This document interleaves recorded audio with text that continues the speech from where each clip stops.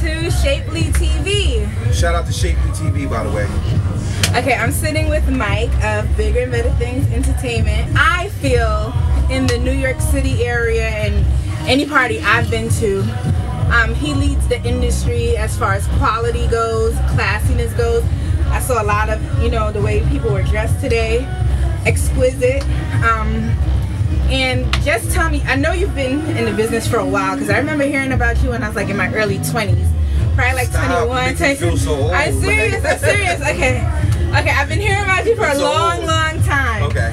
But please don't say long time. For a little bit of a while. Okay, there you go. That's for a little bit of a while. Okay. But we all have our connotations and stereotypes about events, and which is why I personally tend to do more bashes than anything than parties. But after like 10 minutes of sitting here, I texted my friend. I was like, I think I might come here in my leisure time. So how did you get let me just put this out there. Like, anytime that you want to come, you let me know. You got a permanent guest list. Aw, that's awesome. High five. High five. All right. So how did you get started? When did you get started? Wow. That's a conversation in itself. Okay. I've actually been doing these parties right now for 11 years. I started out, it's so funny because I started out with just 3 of us. And a lot of people don't really know the history behind Bigger and Better Things, but Bigger and Better Things actually started with 3 people. And it was called Twa Entertainment.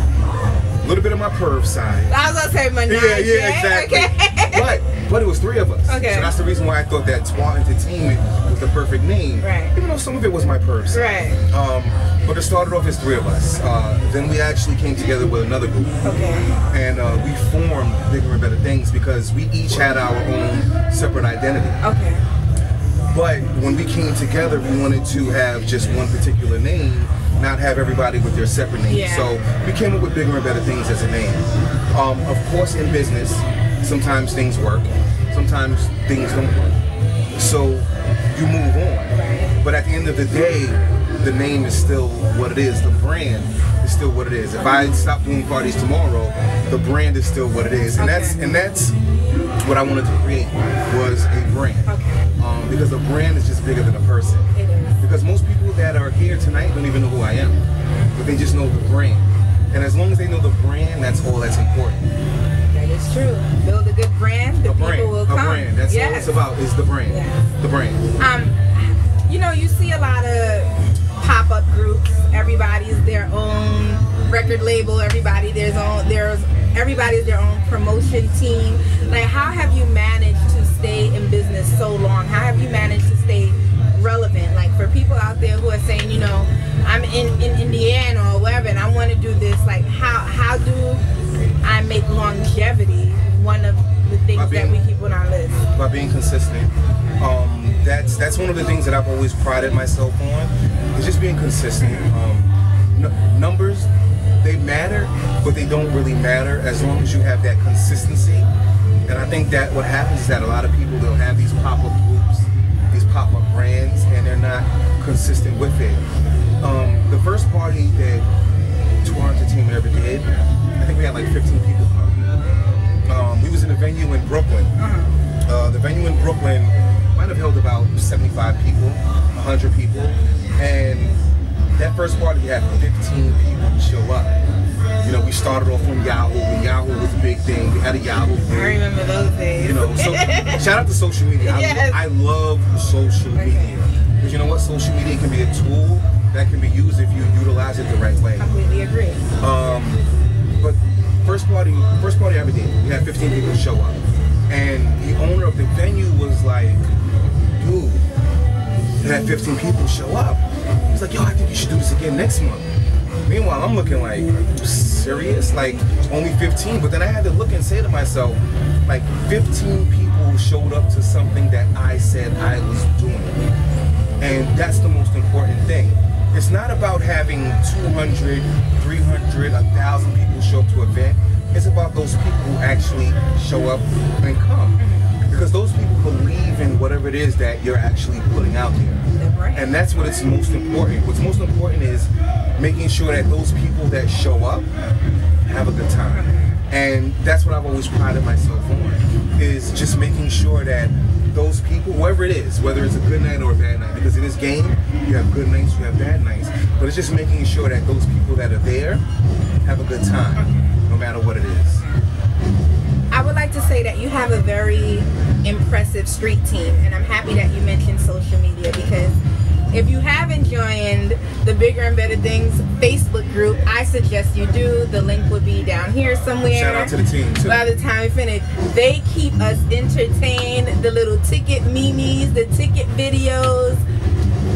What does your group mean to you? What does your street team mean to you? And how, as an owner and a brand, do you keep that cohesive? Because, you know, everybody's an individual. Your vision might not be their vision. Exactly. But even though you share different visions, how do you guys manage to stay on Bigger and Better Things' vision? I think that overall, everybody sees the big picture within everything. And I think that the strength of a good leader is just having other people believe in the same vision that you have. Even though it might not be per se the same vision, they understand what it is that you're trying to accomplish. So as long as you have good people around you, because understand this, any successful event that we have is not because of me. Like, I'm basically just a face. Just like how any business has that face, like I'm just a face. But it's my team who actually builds what it is that we have tonight. A lot of people don't realize it takes a team to run a business. One man could create the idea, one man could have the vision, but we're only one person. There's only but so many hours in the day. Oh, definitely. And what, like, a lot of people don't realize is, like, they'll look at me and they don't understand that I can't do what I do without my team.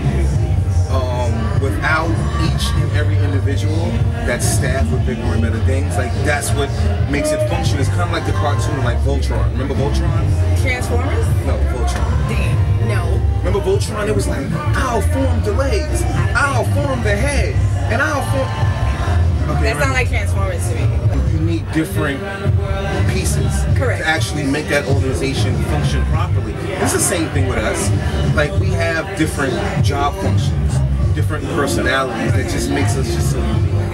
I met Tanya, very lovely lady, very compassionate, caring lady. Tanya's like my sister. Really? She's so sweet. No, she's not. Not to me. No, but I love her, but she's getting some of my ass. Okay. I mean, sometimes you need that. If everybody said yes, I doubt you would be here today. Exactly. Okay. What makes a BBT party different? You know, we're in New York City. We have a few other party promoters and stuff out there. If I was like, you know, I've been to this party, why should I come to this party? Why should I come to your party? Because my party is just dope. Okay, that's it? I mean, it's just dope. That's the lie. Like, if I was to say exactly the components that I feel which differentiate, it's a word I hate because I can never pronounce that word properly. Well, you did it today. Did I? Yes, you did. But I really can't say what I can, but I really don't want to, because that would just give away, I think, what just makes us special than everybody else. But there is a separation, and that's not to say anything bad about what anybody else does, because I definitely I appreciate everybody else and what they do, because I think that we all have a lane. Shout out to Theo. He's in the building, so him outside. Shout out to Theo, he's in the building tonight. Shout out to Big Mo from Brooklyn Big Boys as well. But we all have that different element. Exactly. So even though we still do the same type of events, we all have our different niche that just separates all of us. But I appreciate everybody and I support everybody. Let me tell you what I like. Great organization. Great organization. I like the setup. Atmosphere is amazing. I think your team does a great job of, you know, being firm in, okay, this is that section for 2 hours. We're gonna let you go in later, but very accommodating. And that was only for tonight, though. Yeah, I know, because they had a strip show tonight. I was about to say adult entertainment, but you know, some people could be really nasty. You know, and I think that when you're dealing with people, it's important to be polite. So shout out to your team for what I've seen. Thank you. Very nice, very cordial, very okay. They're very welcoming overall, and I think that is something that everybody should hold on to. Let me just tell you something. One of the things that we always try to remember is that without people frequenting your events, like, you're nothing. So it doesn't count to be nasty to people, because these are people that are coming and spending money with you. We've got a lot of single mothers here tonight that could put that $20 or however much they're going to spend tonight towards something else, but they've chose to spend that money with bigger and better things.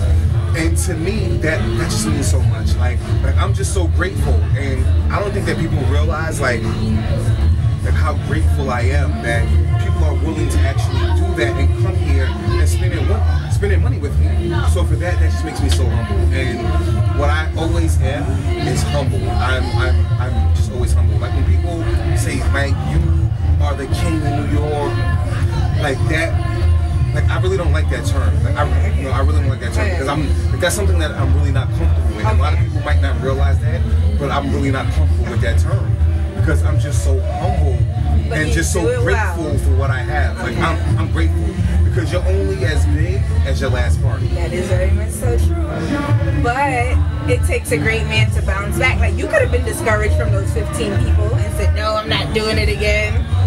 But you had the tenacity, the will, and the drive to keep it going. Yes. That's a word I only hear with Nick games. Really? when Knicks are playing, tenacity. I'm like, what the hell is tenacity? I love that word. I love tenacious. I know it's a hot word. It's like you just. But you know what though? I'm gonna use that in a sentence next time I talk to somebody. All right, good. Like, tell them I lent that to you. So. My company, Shapely Events, basically it came about because, I would say I just started really the BBW scene around 2 years ago. So Don't say BBW. And that's my thing. And it's like I did it. I really don't like labels. No, but I'm gonna tell you why. Okay. Like I've done fashion shows. Right. I've done fashion shows in the past, and I've worked with some people in other industries, and like before my website used to say BBW everything, and I can take it. He likes that song. But what I've been told from like sponsors and stuff is the word BBW has such a negative outlook, because when you Google BBW, porn pops up. So the proper term is plus size, either plus size or voluptuous. So actually, I did a fashion show like a few years ago, many years ago, and I had to revamp my whole website and take off everything BBW, because none of the sponsors wanted to deal with the fashion show because of me. But I was the one who was bringing people, but they didn't want to deal with us because of the word BBW. And I had a friend, I have a friend, and I just keep trying to get him to go to these events. And it's funny that you say that, because like last week he was like, every time you say BBW, I think you mean porn. But it's like, I'm like, no, why would you think that? Like, I just thought he was a perv. So, but plus, no, well, am I a perv? Twa Entertainment. But so I just hit the scene really about, I would say 2012, and the first time I did it, I went on a cruise. And then from the cruise, you meet people, you network. It was awesome. No, I did a cruise. Oh, you did a cruise? My cruise was hot. So why you never did it again? Because it takes a lot of work, and that's what people don't understand is like behind the scenes. Because you know what? Like you'll see a flyer, you'll see prices, but you don't understand behind the scenes. Like even tonight. Yeah. Like tonight, like I'm really working tonight. Even though it's my birthday party, like my team, like all of us are like kind of like on call. So everybody is like. We all kind of work off of like eye signals. Okay. So like I can see somebody on my team and be like give them like a, like, or somebody on my team will see me and be like, So I'm like, okay, you know what? Whatever we're doing, stop. I gotta go. You know what I'm saying? So again, it's just always work, and that's what a lot of people don't understand. Like I'm 40, I'm 27 right now. Right. I'm 27. Okay. So I mean, again, it takes a lot of work to do this. Well, maybe one day in the near future, we can get a BBT cruise. I was definitely, near future, like 2015. I would definitely be in attendance. Okay, I heard that. I'm just saying, I would definitely be in attendance. But, and then, you know, you branch out from here to here and here. And, you know, I'm typically not a club person. Like, right now, if I wasn't here, I'd be asleep. You know? So, it's like, I'm like, okay, let me go here, let me go there. The vibe is nice. Here, this is a, huh? What? No, I was asleep. But, for me, it became frustrating because to get all the different parties and stuff, I had to join like a million Facebook groups, and then with that comes a million notifications. Okay, can I tell you what's so funny? Okay. Like, I'm sorry to cut you off. Like my brain is always like thinking. Like I literally wanted to come up with like a one-stop shop for BBWs. Like BBWs, just, gotta say plus size, you know, but what? Okay. But like I literally wanted to come up with like a one-stop shop. So that's the reason why I like what you're doing, because I see, like, for some reason, like when it comes to business, like I always kind of see not the business, but I see what it can be. So that's the reason why when you introduce yourself to me, I said I'm interested because I looked at your site and I see the potential in what it can be. Like your site can be so much more. Like you can be that. Hey June. Hey, bro, can't get you. June, just come say hello real quick, June. Like this is one of the best bartenders here. just looking at what you're doing, like the potential in what you're doing is so great because you can actually be that one-stop shop. But I will tell you this though, it just doesn't have to be parties. Okay. Don't limit yourself. Don't limit yourself to what you're doing, because you can be that hub for plus size. And that's our long-term goal.